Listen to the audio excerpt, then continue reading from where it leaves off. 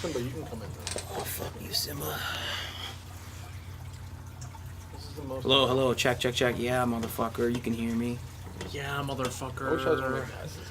Can you? But Damon, you're gonna have to speak up because you're so damn soft. Yo. Speak softly. Stop licking me, you fuck.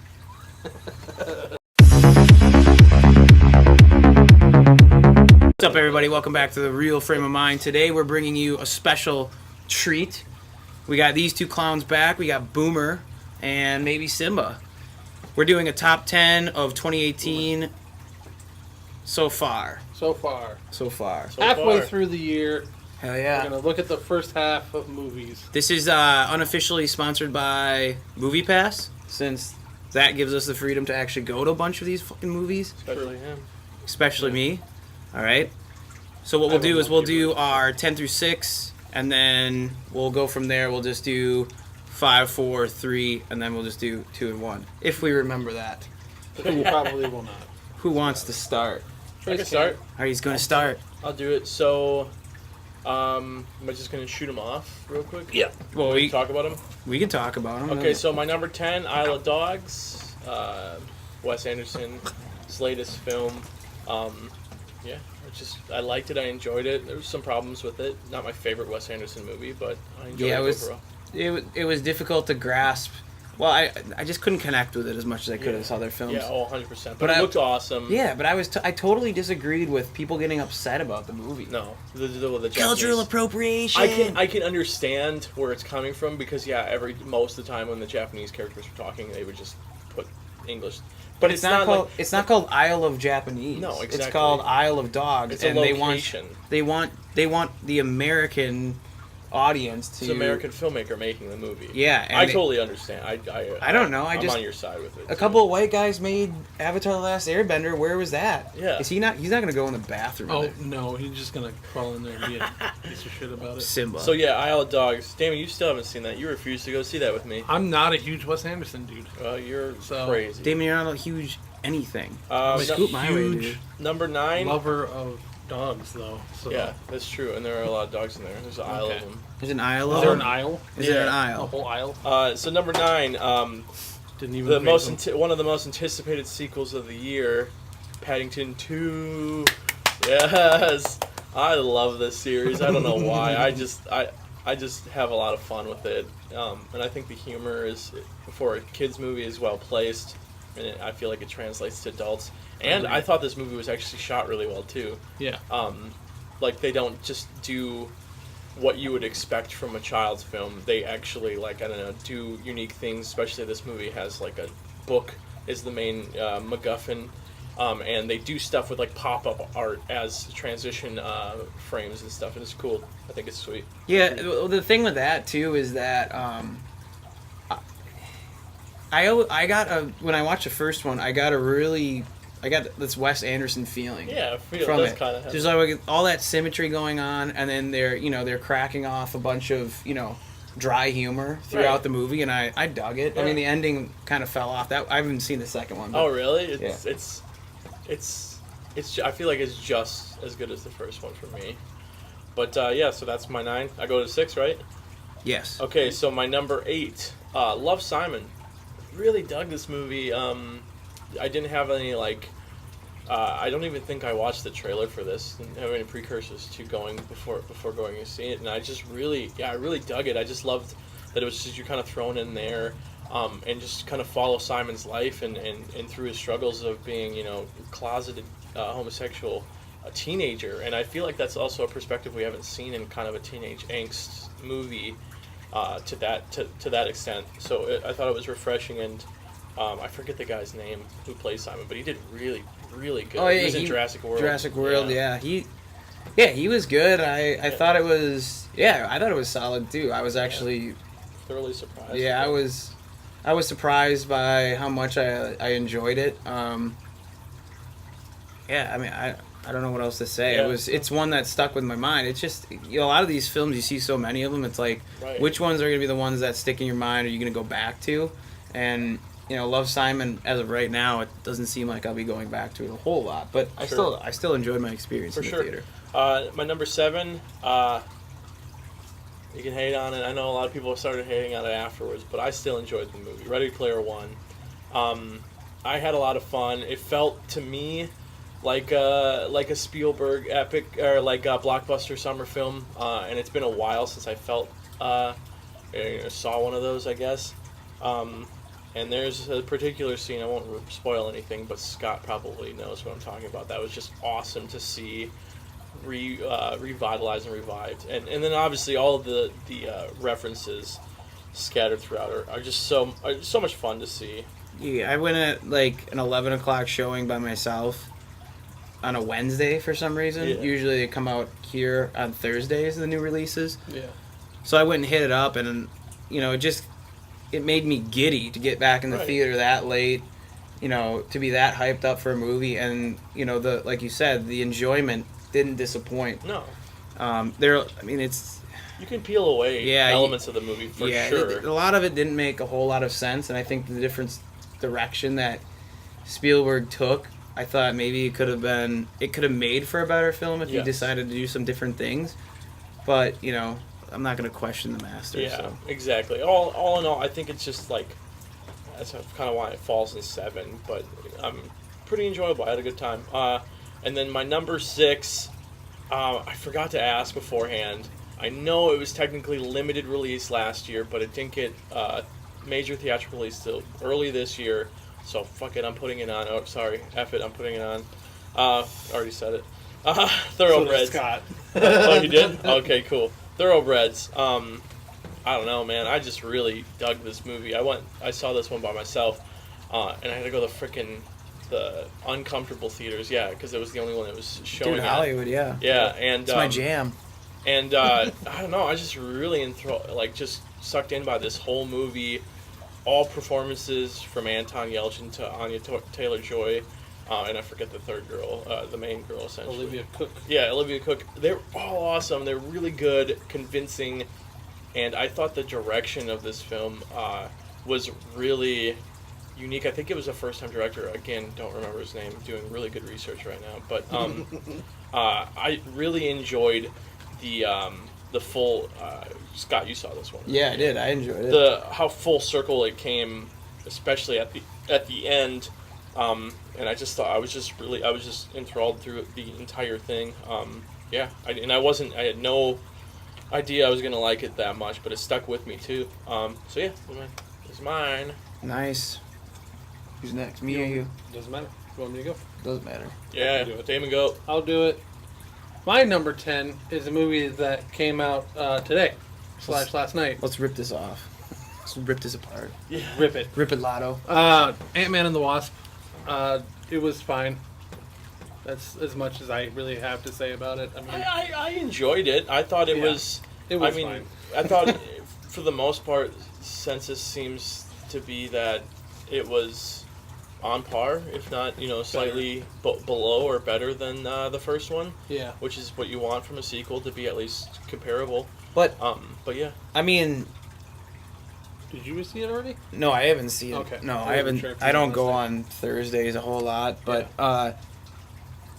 it's like a 10 spot. It's like it's probably going to be dethroned at some point. Yeah, we for have a sure. whole half year to go. Yeah. So Oh, these yeah. lower ones are kind of like, it's nice to give them props. Right, it's cool to because, if we did a year one, these guys would not be on the list. Yeah. probably. Yeah. Plus, I've only seen 21 movies, so there's a lot of room to grow here. As people on the other end are like, 21 movies. Yeah. But yeah, no, I You actually. should look at my TV series list. You'll shit your pants. It's something. My number 9 is the movie we were just talking about, Thoroughbreds. I just watched it a week ago. you did watch it. I watched it, yeah. Cool. I like how short it is. It's barely an hour and a half. But it flowed really well. Yeah. Oh, yeah. That's why. It didn't let anything For sure. stay or go on too long where it got, boring or repetitive or anything like that. It quickly moved, the pacing was quick. It was entertaining. I agree with Trace. Everyone did a pretty fantastic job in that movie. It wasn't predictable. There were things that I thought were going to happen Right. that never happened and just, cut me off. And I was like, holy shit, this is crazy. All that stuff happened. I just realized I could barely see myself on the voice thing. Oh, boy. It's going to be super quiet. Yeah, I just really like that movie. My number 8 is Blockers, or Cock Blockers, as it was originally called. Yeah. It was funny. It was a pretty entertaining, funny movie. Ike Barinholtz was the best part for me. That's the fuck up dad. The fuck up dad, yeah. I thought he was great. I know I've disagreed with like everyone that I didn't like John Cena that much in it. I thought he was. I actually loved him. Yeah, he's so good. They both really liked him, and I didn't. But yeah, it was a hell of an entertaining movie. I don't know why I put my phone away. So yeah, number 7, another pseudo comedy, Deadpool 2. I thought it was hysterical. It wasn't a great storytelling movie. It didn't like catch all the feelings, but it was, at the very least, funny. So, Which is funny because that's what it was trying to do. yeah. Differently than the first one, was trying to catch some feels. Yep. And it didn't at all. It- I mean, It there did. might have been a couple. yeah, of parts. there are a few scenes. The parts where he's like dying and then has to like try to find his or tries to get to his girlfriend while he's dying. That was heart wrenching, but the rest of it was kind of just a silly fuck around movie. Very silly. I don't know. My number 6 is probably higher in both of their lists, but it's Annihilation. I liked it. I didn't love it. That's as much as I'll say right now. Because we'll talk about it again in like 2 minutes. 2 minutes.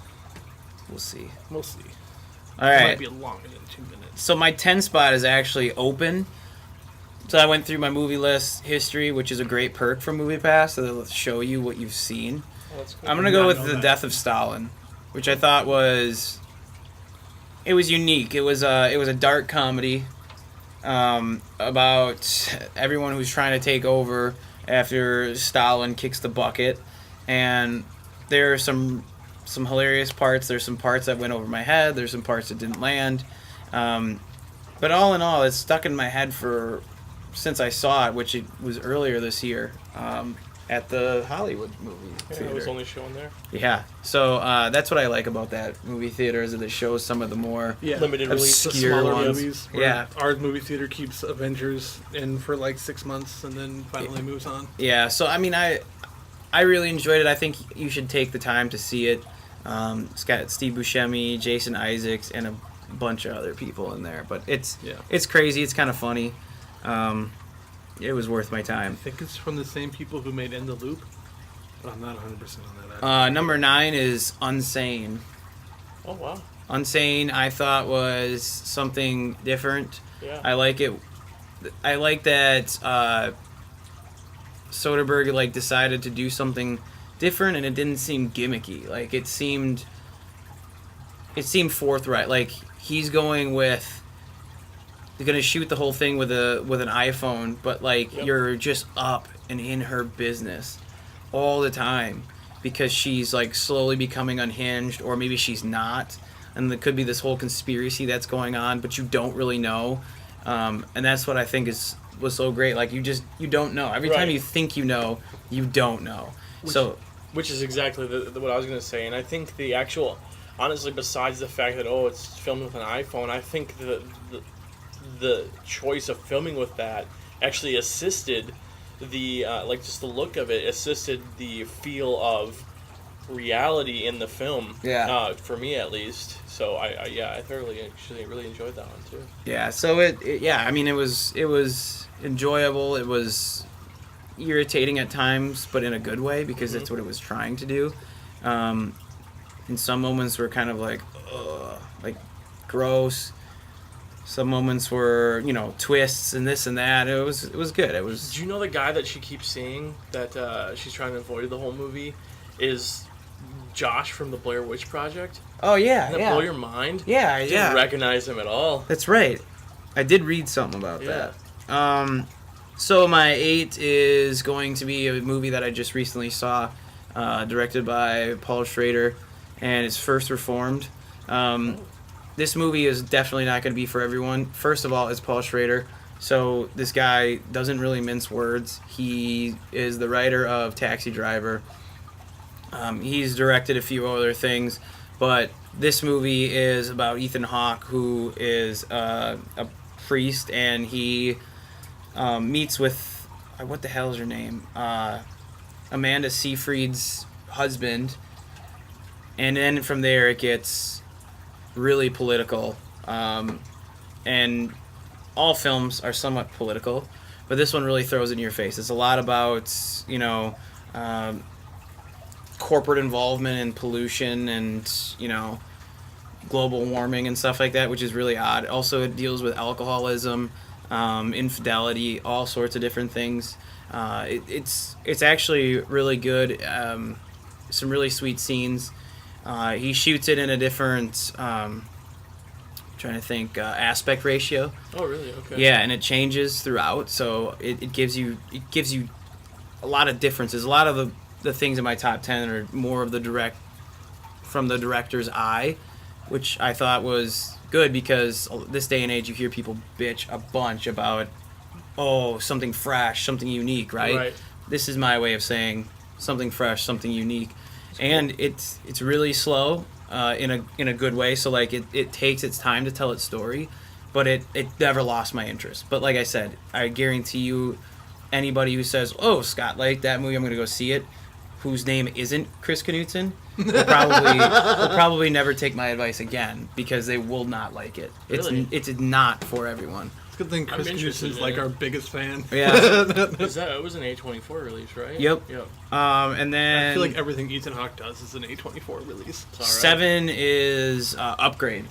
Oh, wow. Okay. I loved Upgrade. It's Really? sort of like this B picture sci-fi set in the not so distant future, where a lot of technology is taken over, and a guy who's sort of holding on to the old way of doing things, like fixing cars, gets in a situation where his wife's car that's automated drives off the road and takes him to sort of this bad part of town, and they get shot and stuff.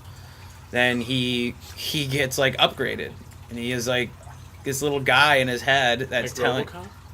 No, like he's not like robotic, Okay. but they put like he's paralyzed, Okay. and a guy that he knows that he sold one of his old school cars to was like, "Oh, we can try this thing out." And they put like this little bug thing in there. They call him STEM, Okay. so it like reconnects It's like his Blue brain. Beetle. Oh, okay, cool. Yeah. And then like just It's like locks a him. comic book reference, and he's like, "Yeah." It's like, well, yeah, and then all of a sudden, like he's got like Jarvis in his head, telling Okay, him like, cool. "Oh, I can take over for you if you want," and Yep, he's like Blue fighting, Beetle. Cool. fighting these dudes. So, it's like this, yeah, it's like this kind of dark future, and there's a bunch of upgraded people. It goes into, returning soldiers coming back from war that aren't able to acclimate into society, so they're taking on roles like they had when they were, serving. Yeah. Some commentary about the technology that's going on, and what's too much and what's not too much, and I thought that was great, because I'm You a sold firm me on it. I'm a firm believer that like slowly our phones are gonna start walking and we're dead. Like Alexa's just gonna start like She's killing gonna us rule in the our world. sleep, dude. But yeah, I actually the was fight really takes me to I work. was really into it, and it's again for you, Damon. It's pretty short, so Good. I uh, like short movies. we go to 6, right? Yeah. 6 is A Quiet Place. Oh, yeah, damn. I think I've seen 2 of the movies you mentioned so far. Well, John Krasinski, you guys know him from The Office. Or Emily Blunt's husband. Or Emily Blunt's husband. I thought it was good. It's a short movie. It's tight. It tells its own story within itself. So like, there is a lot that they could have delved into, but they don't. They talk about just this family and how they're acclimating to living a quiet, solitary life because these aliens with supersonic hearing come down to the planet and are killing people, and that's just what happens. And I think it's great because I actually listened to a podcast, the DGA podcast, the Directors Guild of America podcast. They had Krasinski on there, and he was talking about how they all actually learn sign language because this girl who signs in there is actually deaf. Yeah. And she gets so good in that movie. Too. it is. I mean, it's a really profound performance, and it's real. I don't know sign language, but I felt invested in their story, especially the father-daughter aspect. and it's tense and everything. It's got holes. I mean, it has holes. Yes. But with that said, I mean, any movie you want to tear apart is going to have holes. This one's hole is just a little bit bigger than the rest, and that's why I had to put it down a little bit lower. But definitely, it is a thriller. It's a a horror movie, and I think it pays homage to one of my favorite kind of horror thriller movies, Signs. So Yeah, true. Yeah, for sure. All right, so I'm up. What do we do? We do 5, 4, 3. 5, 4, 3. Okay, so coming in at number 5, we got Incredibles 2. I don't know. I just really had fun with this. Like, I'm probably one of the rare people that wasn't like crazy about the first Incredibles. I enjoyed the movie, but it wasn't like something that blew me away. I was always, I felt like there was always, to me, better Pixar movies out there. But this one, picking up literally right after the first one, it felt seamless. Like we didn't just what was it, 13 years or something crazy? 14. 14 years, yeah. So like it didn't feel like that much time had passed between the movies, and it was I just really enjoyed it. I loved the dynamic the dynamic shift of the family where Elastigirl is the top superhero of the family, is thrust into a position of being the top superhero, and Mr. Incredible has to be take the motherly role of the children, and I like the dynamic of that and the story that it told. And yeah, no, I just really had a good time with it, and yeah, fun. Cool. Number 4 to me, Hereditary. This was definitely an experience in the theater. Just because I don't remember like the last time I saw a horror film that actually like successfully, because I didn't see Babadook in the theater, and I feel like I missed the last like couple truly good horror films in theaters, but Hereditary does so well with the fact that it doesn't really relieve your tension the entire time until the last 30 minutes of the movie, which is exactly what I want in a horror film.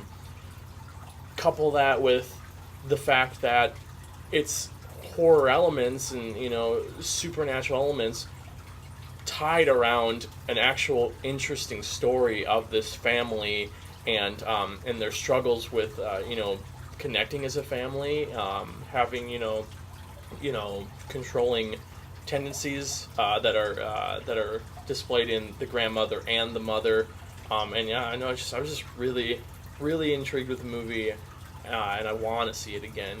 And I feel like it's an experience you have to see in the theaters too.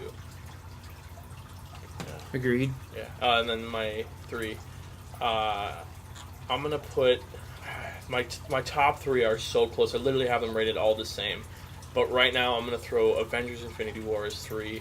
Ooh. I don't know. I've always been a superhero fan, but I feel like in the last couple of years I've grown to disassociate. Like I know Scott tries to judge all movies on the same pedestal, which is good. Spectrum. And the spectrum, yes, and I think that is a good. They're all movies, right?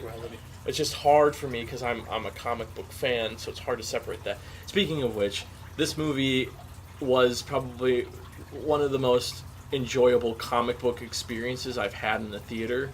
I felt like legitimately like the crossover events that I read, as growing up, with all of the superheroes coming together, and I thought that all 10 years of building up towards this was worth it. And there is another movie to come, so we'll see. But I mean, so far, it was just an awesome experience, and one of the rare experiences where I genuinely wanted to see the movie again in the theater right then and there, just because it was just a fun ride.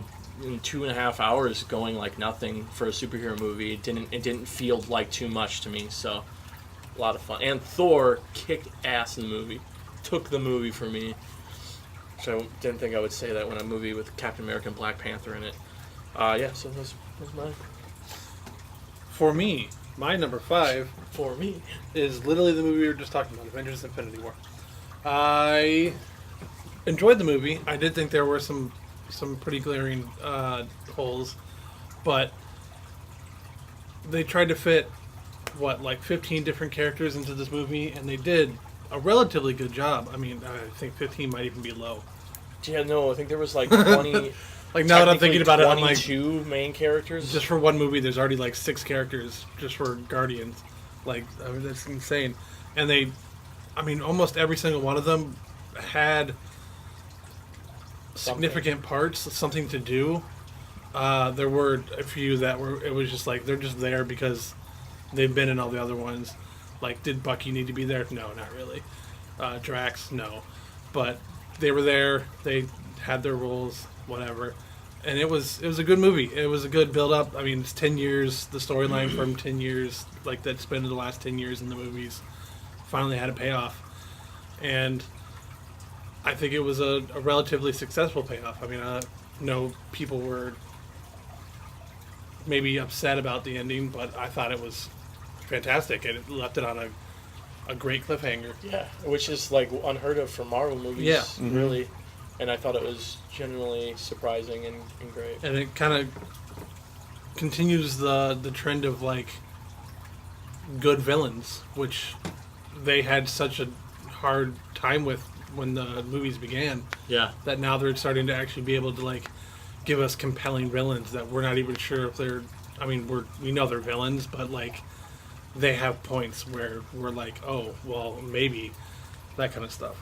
My number 4 is Game Night, which I think is my favorite, give or take, favorite straight up comedy of the year so far. I thought Jason Bateman and Rachel McAdams were fantastic, especially together. They're back and forth. I did think, no, I won't even. Yeah, that's fine. I thought everyone in the movie was funny, and that's for characters like Kyle Chandler, who doesn't normally do comedies. Yeah. He was still really funny in it. And then the other people that I don't even remember the name of. I know Lamorne. Shit, I don't remember his last name. From New Girl. From New Girl. He was great in the small role that he had. His Denzel. Yeah. His Denzel. It's literally spot on. It's so funny. That whole storyline of how she thought she had sex with Denzel, and it was just some random dude. Yeah. That was, oh my god, so funny. What I love about Game Night, and I've seen this movie a lot for some reason. I've seen it like 4 times now. Oh wow. I don't know why. It's just I think it was on. It's just on. Like somebody's watching it, and I'll watch it because it's just it's funny. The jokes are genuinely good, and they there's comedy tropes that they try tackling in there, like the breaking glass and stuff like that, or that's even action trope really. Yeah. And it's just funny to me, and I think all the characters have good comedy beats. But what really entices me on this movie is that I feel like there's actually good directing. I was about to say in this film because there's that long scene where they're playing catch with the Fabergé egg. Yeah. And it's really, really, really well shot. Yeah, really well directed. There's even the transition scenes of exterior shots. They shoot it in a way that it looks like miniatures on a life board game or something like that. It's really cool. You don't see that kind of. I don't feel like there's a lot of that filmmaking techniques put into modern comedies, which is really, in my opinion, refreshing to see because it's they're taking it serious too. The only thing that made this movie drop for me is that the ending was felt rushed, but otherwise I had like you said, the chemistry between the two leads was great and it was a lot of fun. That creepy neighbor when they lie about the buy one get 3 free or something. That doesn't sound profitable for Frito. Yeah. He just knows the company. What the hell? And then at the end credits, they show all of his setup. Yeah. And they show a comment from Frito-Lay saying, "We do not have a 3-for-1 sale." He does the fucking research. He further researched on it. It's so good, and he was well written he was too, great. and played it well. Jesse Plemons. Yeah. Yeah, great. My number 3 is Paddington 2. Yes. I love these movies. I didn't think I would like them as much as I do.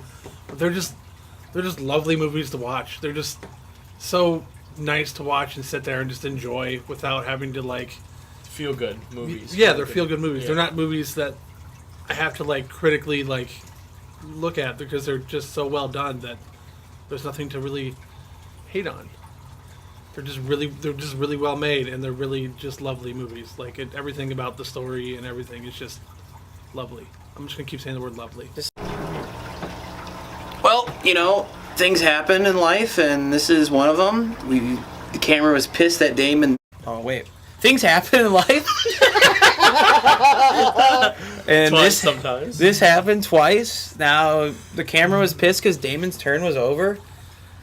Now we move on to the worst. I'm the main part of this. I don't even know why we're in my basement. It just It's decided, like- hey, you know, screw off. I'm not going to film anymore.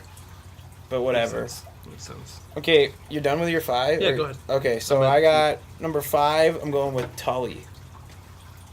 Oh, Interesting. Really? What's that? Is that who directed that? Charlize and Reitman. Right. Yeah, the dude who did Up in the Air. Yep. Which he hits or misses for me, really. I love Up in the Air. And then his other movies are like, Man. I don't really care. Not a fan of Juno. Somewhat, not as much as everyone else. Okay. But it's just, I just think that this movie in general was a different kind of story. Like, I've never birthed a kid. I'm never going to birth a kid. And to see a story from that sort of perspective, Charlize Theron is a great actress. And, you know, just the chaos that is her life. And then she finds, you know, somebody who's willing to help her out, and then her willingness to get help, and then how that changes her. But just what the movie is actually about is actually really profound, and you don't see it coming. Really? And it's like, what just happened? But yeah, I really enjoyed the story. I really enjoyed where it went, and I can't say much because I don't want to give it away. Really? It's still recent, and That's yeah, I surprising. really enjoyed it. That's my 5. Cool. My 4 is Avengers: Infinity War. Ooh. Nice. Interesting that we all had it Whoa. right there. So the thing is with Infinity War is that, first of all, they should just hand the Russos Everything, yeah. everything, because every time they get their hands on something, it's good, and it actually has stakes. I mean, Community. Avengers. Community. No, I'm just kidding. Go ahead. well, yeah, but also Captain America, Civil War, And Winter Soldier. and Winter Soldier. Both. Really, Winter- like, the top tier of Marvel movies has Yes. been made by the Russos. Yeah, and I love the way they're doing it. And everybody's sitting there complaining, and I'm not throwing you guys under the bus about how many characters it is. To me, that made it more exciting because it's like, oh, I'm jumping from this position to this one, and I just get more excited because, oh, more characters. Yeah. And the thing is I thought they edited it to perfection, or as best as you possibly can, Yeah. with that many characters going on. I thought they left... They did more with those characters than they had any right to do. Like, everyone, with the exception of maybe like 3 or 4 characters, had a storyline going through this Right. movie, which is ridiculous for how many characters there actually Well, and then the stakes that are involved in this movie. Like, you know, I harp and harp and harp about fake deaths. You know? and now they're all really dead. Well, it's like... Spoiler alert. Yeah. Because no one's seen this movie That's yet. true. Yeah, I mean, That's it's... true. If you haven't seen it, you're It's a like loser. the number 2 I'm just kidding. You're movie not a loser. worldwide, I I love you. think. But the thing is that you look back on this movie and it's like, okay, I can remember 4 or 5 different scenes that had weight to them, and then you find that there's a villain that has a very odd way of looking at things, but in a weird sadistic way. You're kind of like, yeah, that makes sense. I understand it. Kind of yeah, it's understandable why he would want these It's things. horrible, but it's... He goes about it in a really... It's the same thing with Killmonger. He goes about it in a really shitty way, but you're kind of like, Yeah, I get it. I understand kind it. of believe why... I understand why he would want to do that. Yeah, so look, that's the main thing. I enjoyed most of those sequences. There are some things that I think I would have changed or would like to see, but what can you do? You know, you see new technology, things you haven't seen. I don't read comics, so all this shit is new to me, and so when I saw it, it's good. finally a bad guy that's worth watching, and hopefully worth watching again. And I just want to say, like, how incredible both the acting and the CGI was in this, for him at least, because there was times, especially when he's like getting more emotional and sentiment, I forget he's a CGI character, Yeah. which is what you want. That's exactly what you want in, Well, in a character Just like that. yeah, but how human he is, even Yeah. though he is so strong, and Yeah. just right out of the gate, how they start the movie, Yeah. it is just, it's insane. But yeah, really I mean, good. well done for Avengers: Infinity War. Let me see here. I got 3 Incredibles 2. For me to put 3 it was so much fun, and I was in a terrible position. I was stuck in the front row of a giant ass theater, stuck with millions. No, okay, not millions, but you know, Millions. just a ton Dozens. of people, which is just not my thing.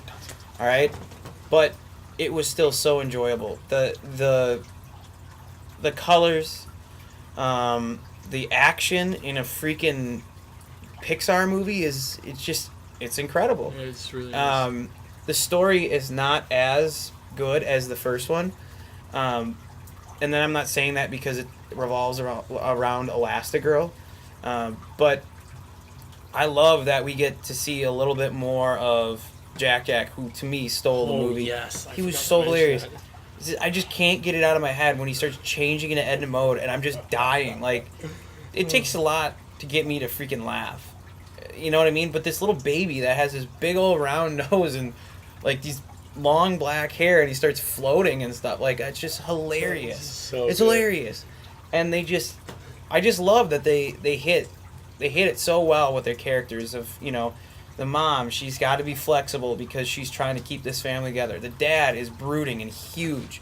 The boy is fast, like he's just got so much energy. The girl is shy, and she's a teenage girl. The baby has no idea what it is yet, and that's why it's got 27 different things it can It's all change true. into.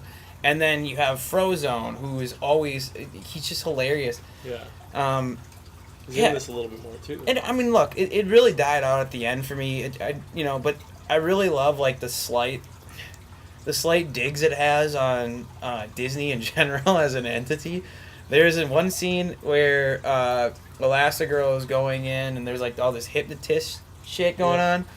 Well, one of the hypnotizing machines is literally the outline of Mickey Mouse's head, just sitting there. 2 ears and the head going around, and it's That's like, oh great. my god, like, it's true. Everybody feels like Disney everything, and I can't even talk, man. I was raised on Disney, so I'm hooked. Yeah. But it's just unbelievable. good. It's really well done. Oh, back up to me. Yeah. All right. 2 and 1. Number 2 2. and 1. It's tough because, like I said, I have my top 3 rated the same, and this is subject to change because we're only halfway through the year. So, right now I'm sitting on it 2 Annihilation. Alec Garland, right? Alex yeah. Garland. He did Ex Machina and blew me away with Ex Machina. Great movie. And I think, to me, this might even be better, slightly. I don't know. It was just something about it. He doesn't spoon feed you. They don't spoon feed you with this film. They throw you into it, and they don't over-explain anything. And I think that's the kind of sci-fi I like, because you're thrown into it, and it's show rather than tell, and it's exactly what I look for in those kind of movies. And yeah, across the board, everyone did really good. Natalie Portman, but there's just moments that are just so awesome to look at and so interesting to follow, and then there's times where it's just terrifying. You both saw this, yeah? It was Yeah, on your list. I was with you. Yeah, exactly. The scene with the creature, that's all I'll say, was so tense. I don't think next to Hereditary I've been that tense, and I didn't even know this movie was going to be like that, and then it just happens, and I'm like, holy crap. But yeah, no, I don't know. I just really love this movie. I thoroughly love the ending, and I feel like that's where people might get lost with this movie, or it might it might taper off on the amount of people who like it. I really enjoyed it, and yeah, I can't wait to see what he has next. That's like he comes out with next and writes next, because so far he's 2-0 for me. And then I go number 1 right away. Yeah. Black Panther. I try my best to not be biased, but I've waited 15 years for this character to be put in his own movie. He is by far my favorite superhero. I grew up on him, and just even bias aside, I thought the execution for this movie was superb. There are problems with the movie, definitely. Some of the CGI isn't great, and it's noticeable. There's some little problems here and there where I think people should have been used a little bit more. But for a movie with every side character that has a legitimate story arc, I think that's in a comic book movie. I think that's just really good writing. It's really good. And you can feel the effort Coogler put into it, both as a director and a writer. He wrote it too, right? Or at least half wrote it. So. Yeah. So you can tell that everybody was dedicated to making this film be something special. And just be outside the fact that it's the first full first black cast in a superhero movie. It's just a great movie overall to me, and like I said, I'm a little biased, but I just loved it. I thought as a movie too, it could stand alone away from the MCU because it doesn't have as many ties as most of them do to the overarch of the save for like the beginning, because it ties right from Civil War. But yeah, no, I just thoroughly enjoyed this movie. It's exactly what I wanted in a Black Panther movie. I was not disappointed. Yeah, I mean, I don't know. I don't know Black Panther as a character. I enjoyed the movie when I came out to see it, and there was a lot of hype around it. So much hype. Coming back from it, I really can't get past the idea that, like, it just kind of ebbs and flows with what it's trying to tell you, and I don't really understand what it wants to say. So you're telling me that this advanced culture is so advanced, it has the best technology ever, but yet they resort to basically, going back to the Stone Age when it comes to picking a king? Like, how does that make sense? It's just a ritual. Well, and that's the thing, and isn't that the point of the movie? Like it's the culture meeting with modern times, like, and that's what they come to realize at the end. But that's what's foggy about it. Like, I don't understand. Like, I'm not understanding. And then of that aspect, and then to go ahead and make, I really had an issue with the way they built up Killmonger as like this freaking genius, but he can't see past like his own issues and errors, and like until the end, like, which is so cliche. Like, yeah, you can have them fight, but like, this guy would have been better off served in another movie. Like, I don't know. Sorry, spoiler alert. If you haven't seen it, to continue his story. Because for sure. You're telling me for sure he's only enlightened at the moment of his death, and like they could have healed him, but yet he's still so stubborn. Yeah, exactly. That's his thing. That's what got him to that point, is because he is so stubborn. I feel like that's a cop out, though. I feel like that he didn't learn anything then. How does he? If it's not always what he thinks, right? And it's not always what Black Panther thinks, or T'Challa, whatever the hell it is. You said it right. But at the end, then what did he actually learn? And then to make it so that he's MIT grad, and he goes in and he starts coups and all this stuff, and it's like. But was it really for him to learn, or was it for T'Challa to learn? Because if you think about it, he served the point for T'Challa to realize that they are doing wrong, that what they are doing is the wrong way. It is not, and what they've been doing for centuries is the wrong way, because look at what it's done to their people overall. I mean, I think that's the catalyst, is that, because that's what separates the two people, is that Killmonger wasn't ever going to change. He is too stubborn in his way that he would never change. But T'Challa is the kind of person that can see a perspective like his, understand it, and change his culture, his centuries, old culture for the better because it's the right thing to do. Well, and then the guy from Get Out, like the motivation for him to he's turn. the one that I'm talking it's about. Horrible. You're thought. telling me, dude, if any one of you guys, like, if you're telling me that you went out and made an effort to try to track down somebody who killed my family or whatever it is, I can't remember exactly, and you failed, but you tried, I wouldn't turn my back on you. And I get that, and that's why I said I think he He's needed such a little bit more. I think he needed a little bit more from him. And I don't really like that guy anyway. Like, okay, I liked Get Out, and I liked him in Get Out. Do you see Black He does. His mannerisms are the exact same. Yeah, he's He's like a Leo DiCaprio. Like, you can put him in a really interesting role. If it's not written to perfection, you get Leo DiCaprio. Right.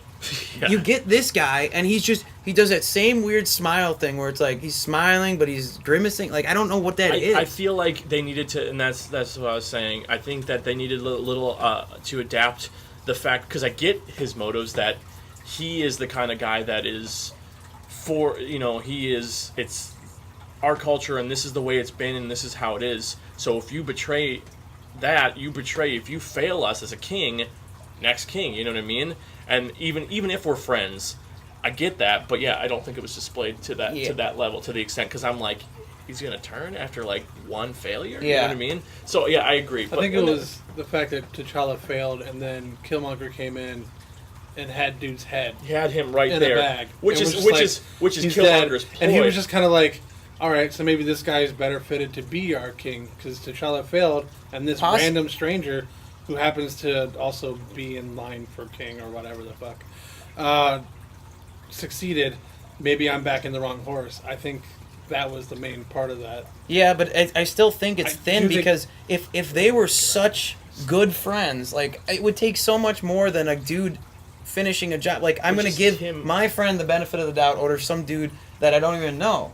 How does he know how that guy got him? Like, I think just in general, his character was, because they tried a romantic thing with Okoye, and that didn't even register either. I think just his characters in general was only there to serve. He's a real character in the comics too, and he is a good friend of Black Panther. But in the movie, his only role was to be the one that, for that inevitable fight. But I love the casino scene. I love Michonne. Dude, she is so badass. Grinnell grad. And Shuri or Suri, whatever the hell that girl's name. His sister she's great. Good. She steals the show. And then even, like, think about it, like the love arc with him and what's her name? Lupita Nyong'o. But I forget her name in the movie. Even their love arc is way different than most Marvel ones, because she's right the entire time. You know what I mean? She's not a character that's serving him. She's serving herself. And I like the fact. Cool. I like the overthrow, and I like the fact that Killmonger was actually able to achieve what he wanted to achieve. But again, with the fake deaths, you know what I mean? Nobody fucking believed that he was dead. Yeah, I agree. But it was just like, I think it was more of a, we know he's not dead. It's more of a, he needed to fall to realize these things, because after he died, he went back, he saw his father, which those scenes were incredible. Yeah, really great, and he realized, you guys did wrong, all of you are doing wrong, and I'm going to right it. Yeah. So I don't know, I totally get your points, but I just think, damn, like, there's a lot to do in one movie, and I think I get it. Overall they did very successful. I just don't understand how you have that. Like, did you misuse the butt? Because when they're fighting by that waterfall, I was telling Damon, those dudes on the, like, why did they even have people all the way up the side of the cliff? And they looked like freaking. They looked like they came out of like Madden like '97 or something. It was just like they were like just sitting there like waving. I think like, it was so bad. I think the color palette, because I feel like they did CGI them, or like had like another set and they put it out there in post. So I think the color palette made it look like fake. And it sucks because the fight sequence was good, and it's just like, for sure. This is bizarre. There's problems. It's definitely not a perfect movie, but I don't know. It hit all the right points for me as a fan of the character. Yeah, so that's my one, guys. Talked about it for a minute. Okay, so my number 2 is Love, Simon.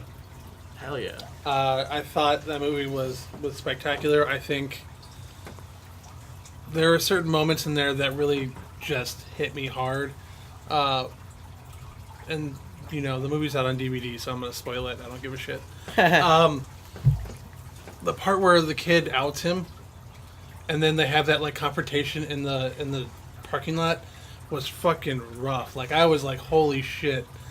Like, Real. the kid comes in, he's like, I'm so sorry, like, I didn't, you know, I was just really mad, and he's just like, you don't get to fucking tell people, like, this is my life, you can't just tell people my secret, that kind of thing. And I was just like, holy shit, that was rough. And then, I don't know, it was a very well-made movie, I think, a very young cast, and I thought they all did spectacular. They didn't pull any punches with the dad being No. like, Yeah. Like, he's not had a homophobic. little- He just it's I think hard thing to. it's to just the take. way the guy was raised. You know, like Yeah. star quarterback of the football team Yeah. is all about manliness, and then, you know, when it comes to his kids, like that's his Him- spot. Their little interaction, like, where he just, like, apologizes for his reaction, Yeah. was so fucking emotional. Like, I was starting to, like, Yeah. oh my god. Not to like, I was mention getting- they were wearing Georgia gear. yeah. And I've watched a couple different things now with Josh Duhamel, and I'm really, Dumel, is it that Duhamel? Joshua Dumel. Okay.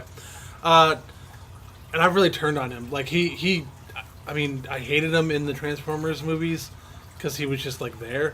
But I really like him now. Like, he's done a fantastic job in the last couple things that I've seen him in. Yeah. I think he really stood out in that, too. Small part as it is. Okay, and my number 1 is the same as Trace's. It was Black Panther. I just haven't seen anything that's really hit me the way that movie did. Just all around, I thought it was fantastic. I know we just had like a fucking 10-minute conversation about it, so I won't keep going too much. But yeah, I think the fact that they even had storylines with some of those minor characters like Daniel Kaluuya and Denai Guerrero. Okoye was her character. Yeah, Okoye. I think that is a testament to that movie. Like, that these characters who could have just been like side characters, they could have just been there, but they had like arcs, was fantastic. I think Ryan Coogler is a special fucking director. I think Yeah.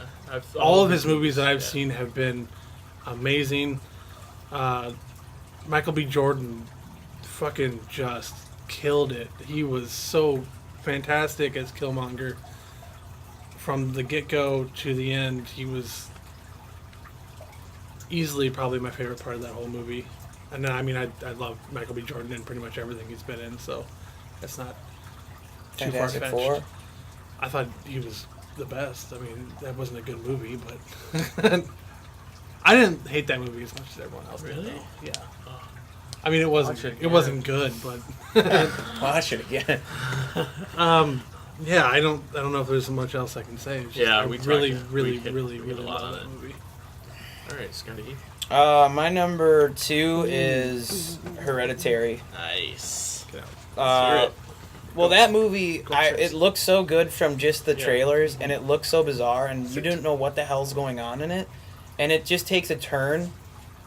You know, I don't even know if it's halfway in the movie. It just takes this crazy Yes. turn, and from there on out, you are just from the beginning, you're in a world of its own. Mhm. Like the way that this guy decides to shoot this movie, you're in a freaking, it's not even so hard to explain. You know, obviously it revolves around, you know. Hereditary it says so much just in the title. Mm-hmm. And you go in there and watch, and like they just connect it with the dots. You know, they're going, you know.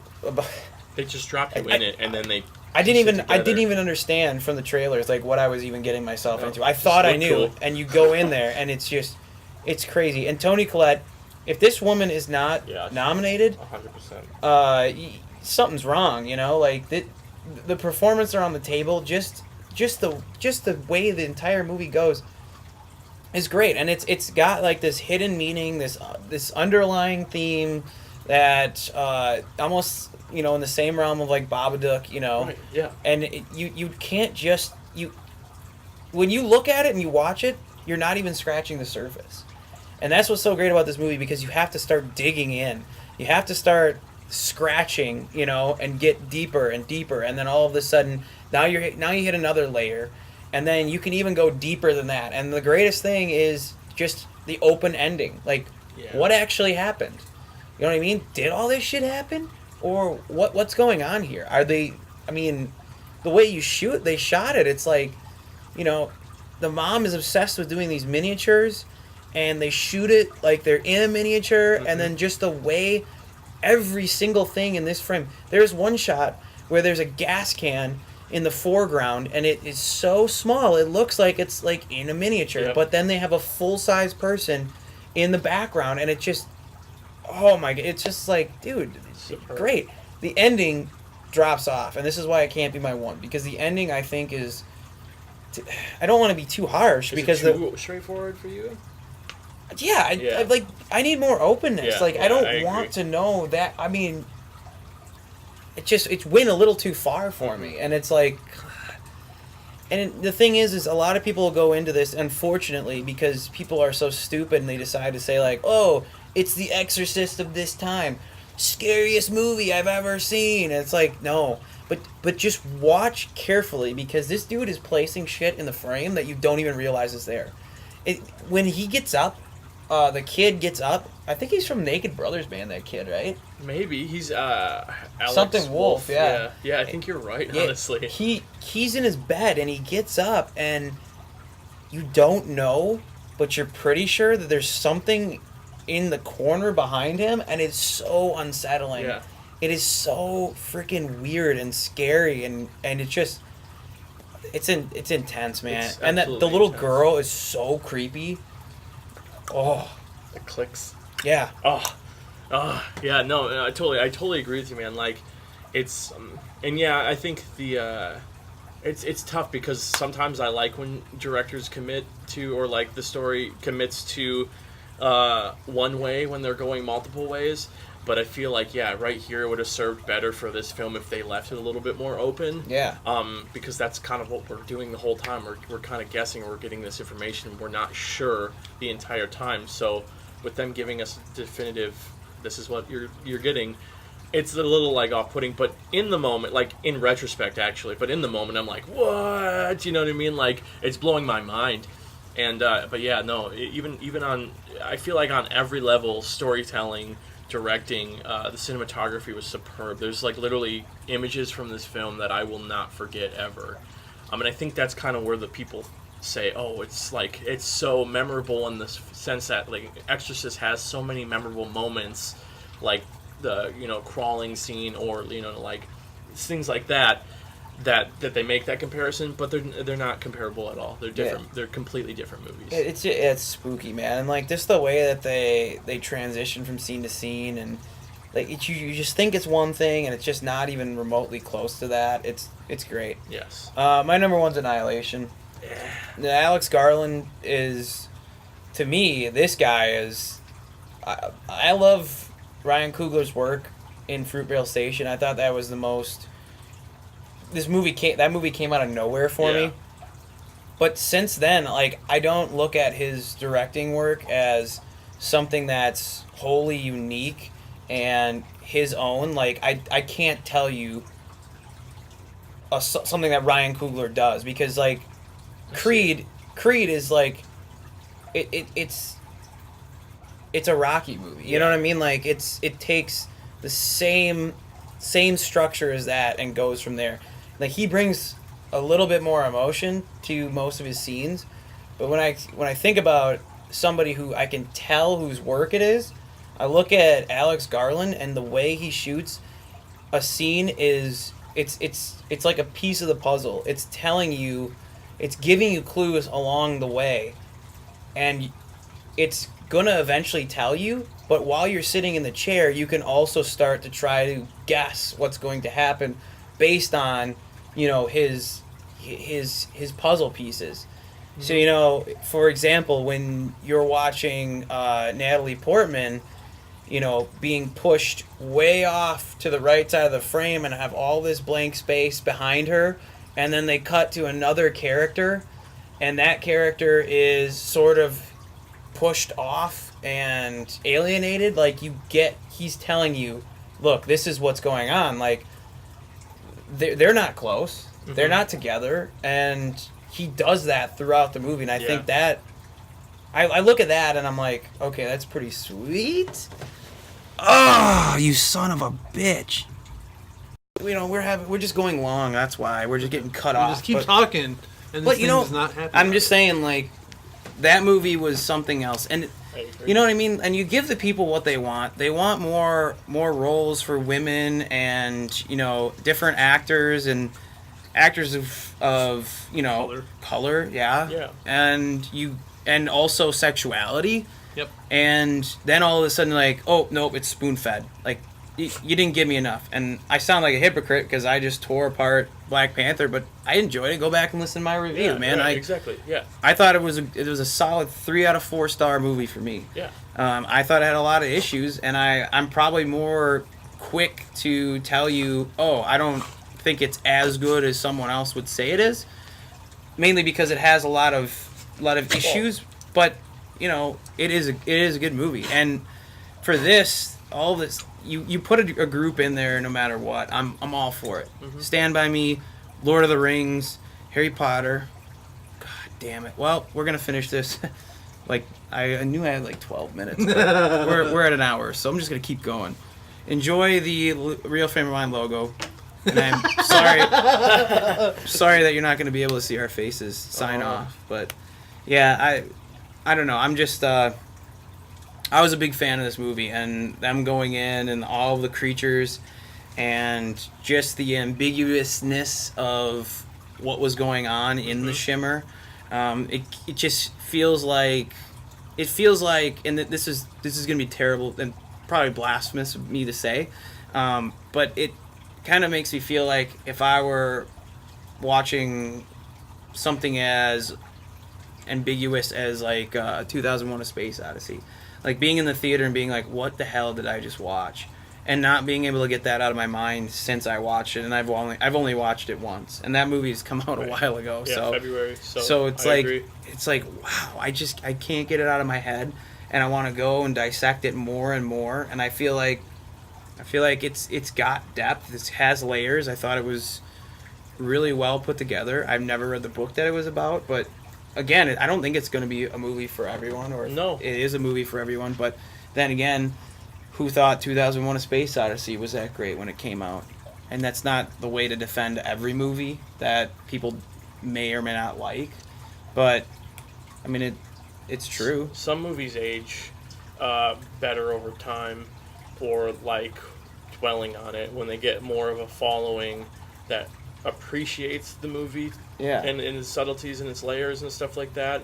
Because on the surface, this movie is not a very commercial movie that's going to be successful to a general audience. And I feel like that's the same, in your comparison, that's the same thing that's be said about 2001, is that it takes a particular type of person to understand. I'm not saying like it's too smart for people, but there's just there's things in this movie that are going to be known after multiple viewings, after multiple looks, and dissecting it. It's a cerebral movie. It's not going to be your Avengers Infinity War. Exactly.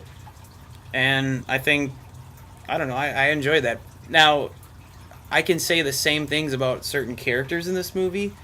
Some are just there, as kind of throwaway characters that I didn't really get into or really give a shit about.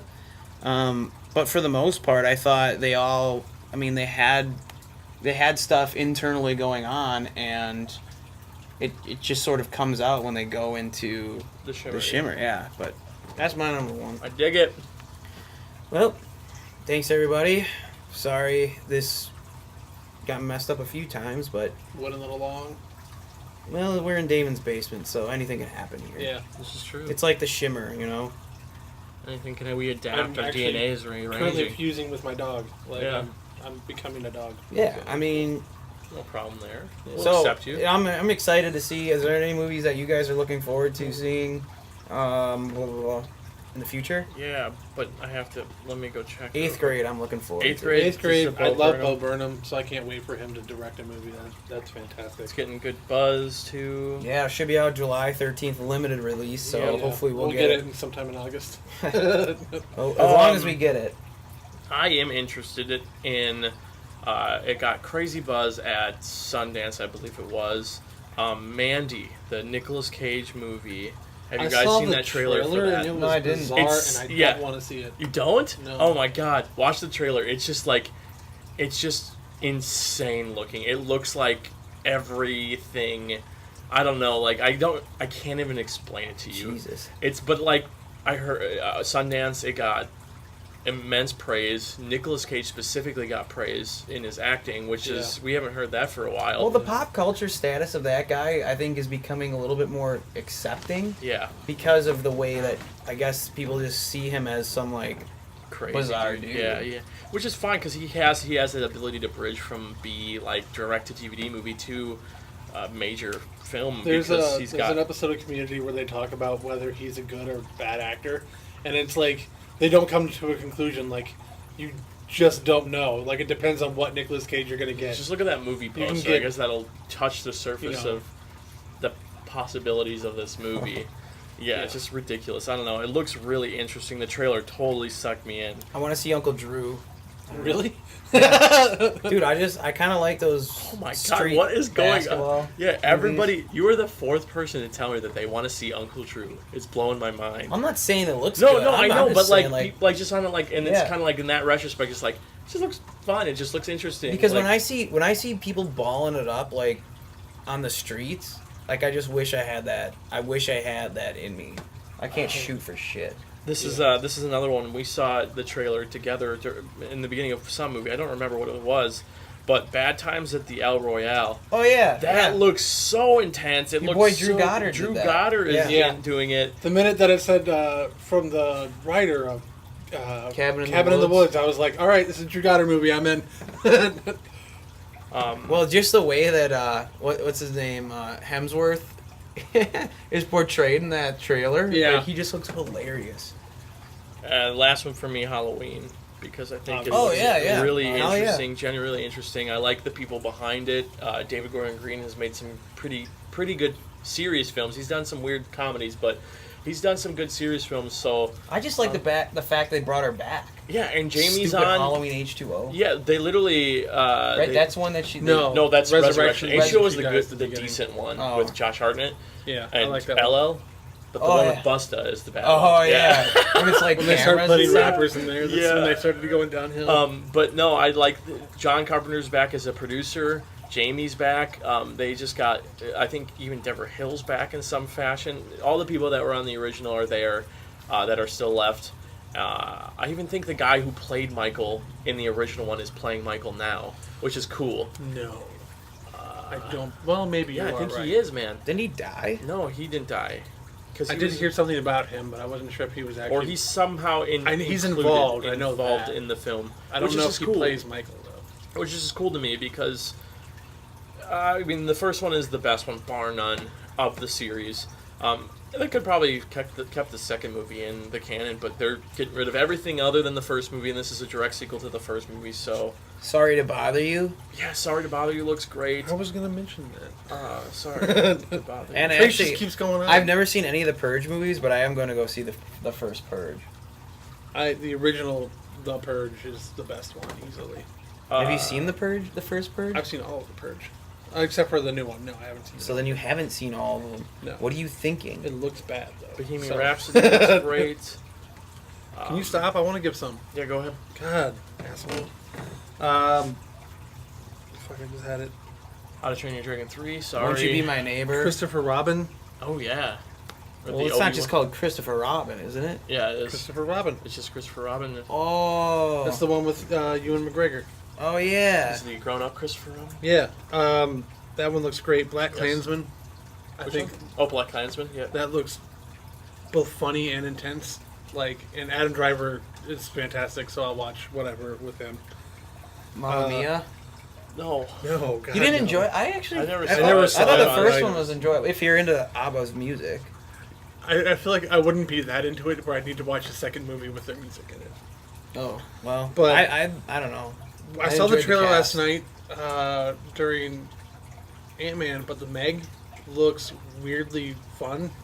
Yeah, And I was kinda I like- could have fun with it. Yeah, but the size of the shark always changes. Like Yeah. at the end of the thing, it's gonna swallow a whole ship. Yeah. But like in one of the scenes, it just Fighting a knocks. smaller ship down. Yeah, it's like Yeah. There was one more that I saw. Oh, A Beautiful Boy. You see the trailer for that one yet, guys? no. Maybe. It's Steve Carell and Timothée Chalamet. No. It looks pretty good. I watched the trailer just a couple days ago, and it got me. It's a pretty good trailer. Like you cried. I could have cried. You know what movie I'm not looking forward to? Happy Time Murders. I think it looks like fucking garbage. Is it the puppet one? Yeah. What is this? It's the puppet one. Melissa McCarthy and a puppet, and they're just solving a murder, Oh. and it looks fucking awful.